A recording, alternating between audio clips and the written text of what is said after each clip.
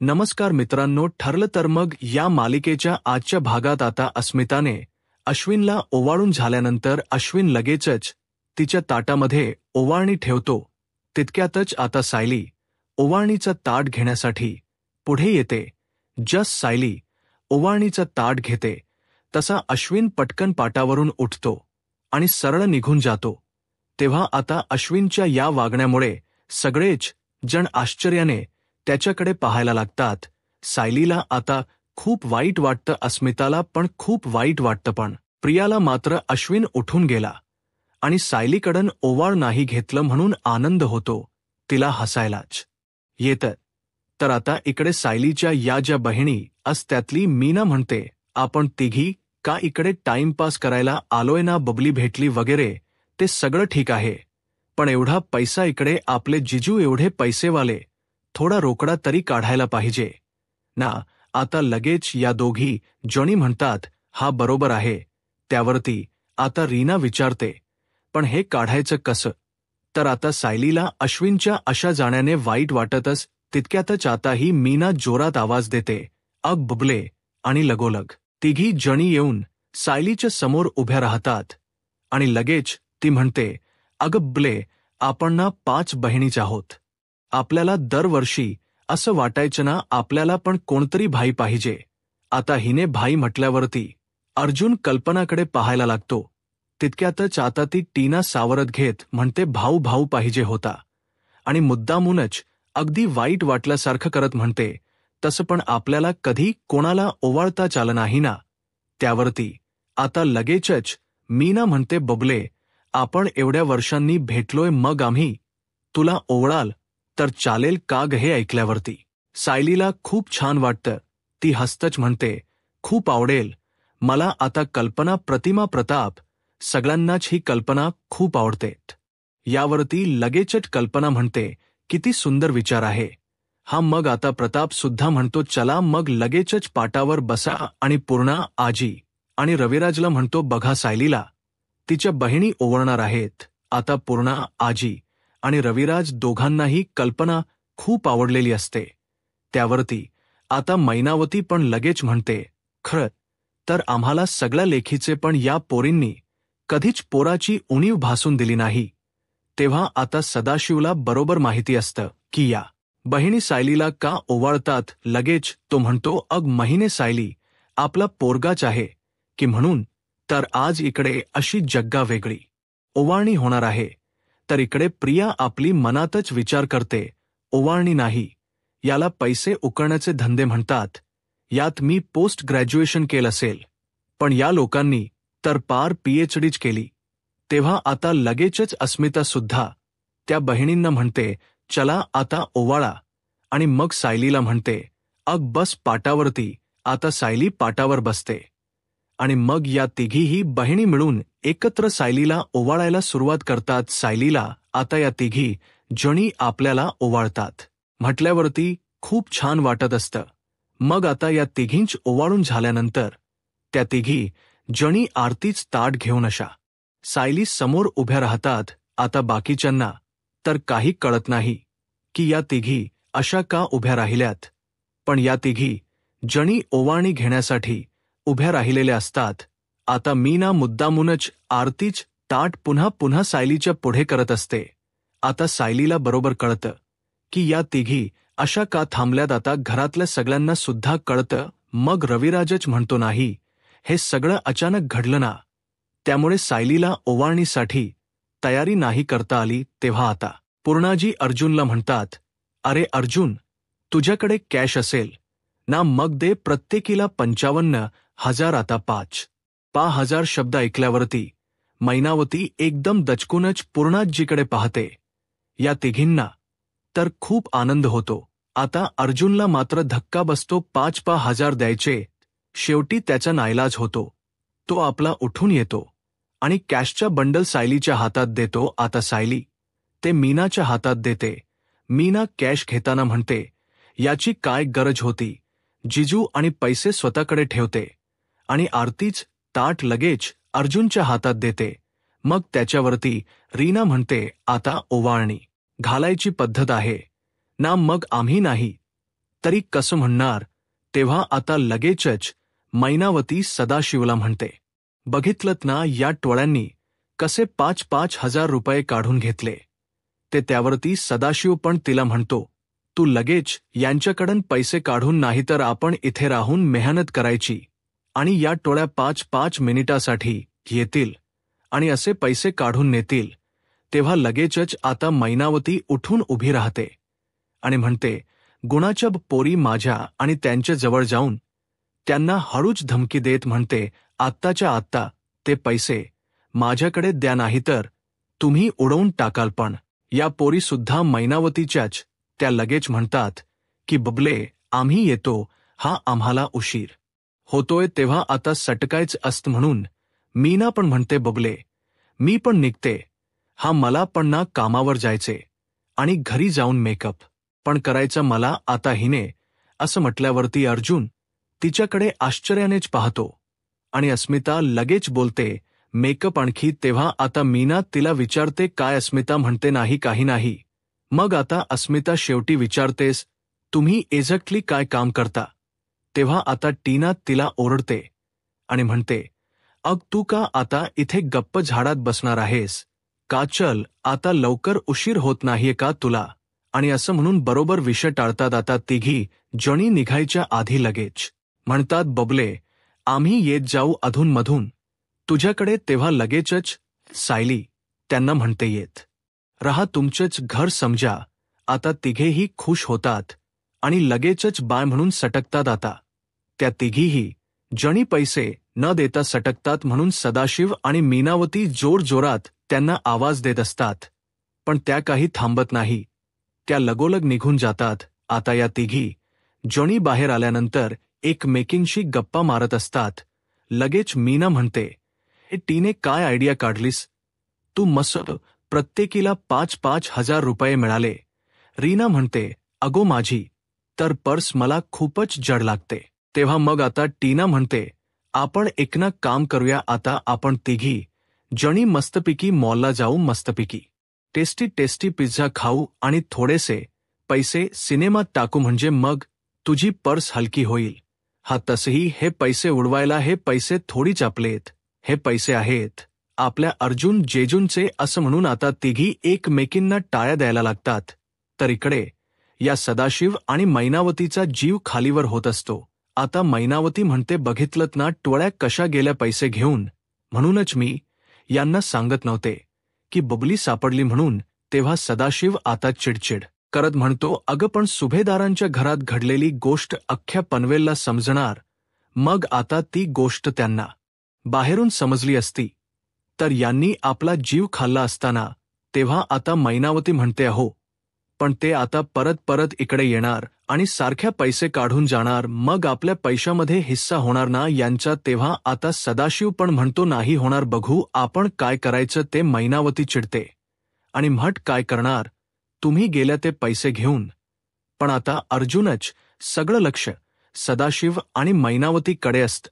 आता तो मनातच विचार करतो, या फॅमिलीला मी जितकं बघतोय तितकी माझी खात्री आणखीनच पक्की होते की सायली या फॅमिलीचा हिस्सा असूच शकत नाही. पण बस आता तो DNA रिपोर्ट मला काही करून लवकरात लवकर मिळायला हवा.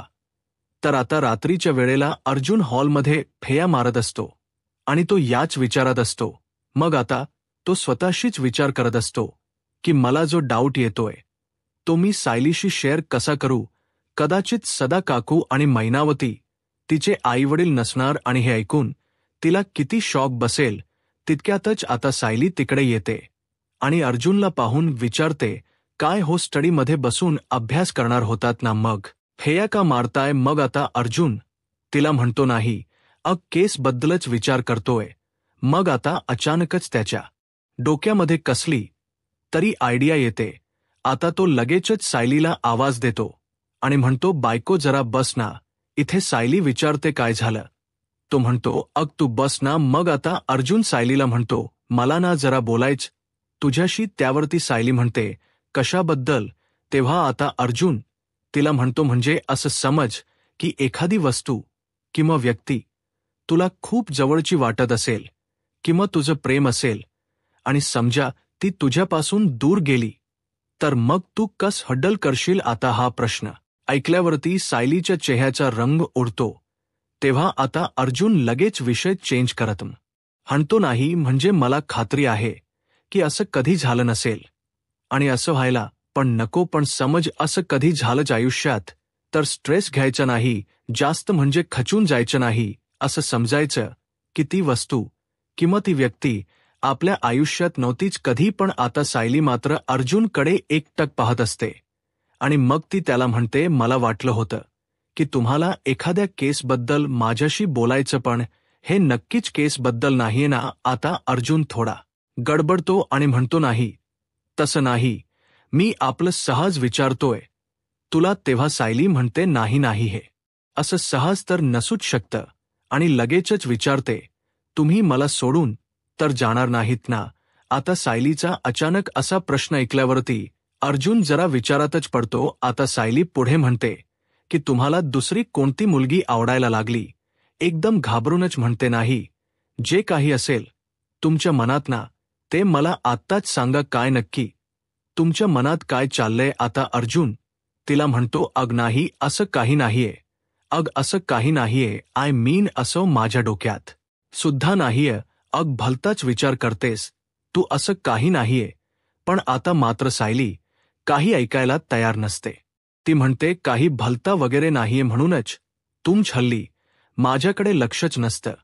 तेव्हा आता अर्जुन घाबरूनच म्हणतो, रिपोर्ट कुठे आहेत. आता चैतन्य लगोलगच त्याला ते रिपोर्ट देतो. अर्जुन अगदी घाईनेच रिपोर्ट ओपन करतो आणि आता लगबगीने रिपोर्ट्स वाचतो. आता रिपोर्ट वाचल्यावरती अर्जुनला धक्काच बसतो. चैतन्याला मात्र काहीच कळत नसतं. आता तो अर्जुनला विचारतो, काय नक्की रिपोर्टमध्ये सांगशील का, काय आले रिपोर्टमध्ये.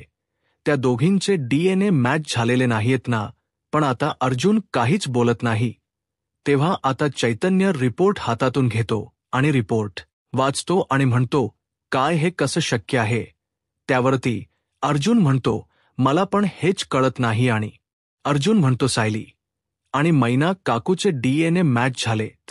आता अर्जुन पुढे काही बोलणार तेवढ्यातच प्रिया बाहेरून कान देऊन ऐकत असते आणि हसतच म्हणते, म्हणजे मैना आणि सदा सायलीचेच आईवडील आहेत, आणि हसायला लागते.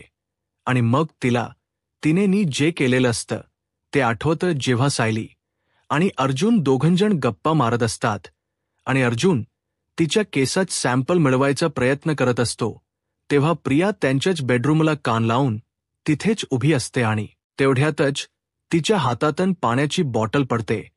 त्याच आवाजाने सायली आणि अर्जुन बाहेर आलेले असतात, पण प्रिया पटकन लपते. आणि आता प्रियाने बरोबर अर्जुनला सायलीचा केस झिपलॉक बॅगमध्ये ठेवताना पाहिलेला असतो आणि तेव्हाच ती मनात विचार करते, अर्जुन असा सायलीचा केस झिपलॉक बॅगमध्ये का ठेवतोय, नक्की काय प्लान आहे याचा. त्यानंतर जेव्हा अर्जुन मैनावतीचा केस काढून घेतो तेव्हा सुद्धा प्रियाच बरोबर अर्जुनकडे लक्ष असतं. तेव्हा आता ती लगेचच विचार करत असते की अर्जुनने सायली नंतर मैनावतीचा पण केस मिळवला, म्हणजे याच्या मनात DNA टेस्ट करायचा विचार आला की काय, आणि असं जर झालं तर मी मेले.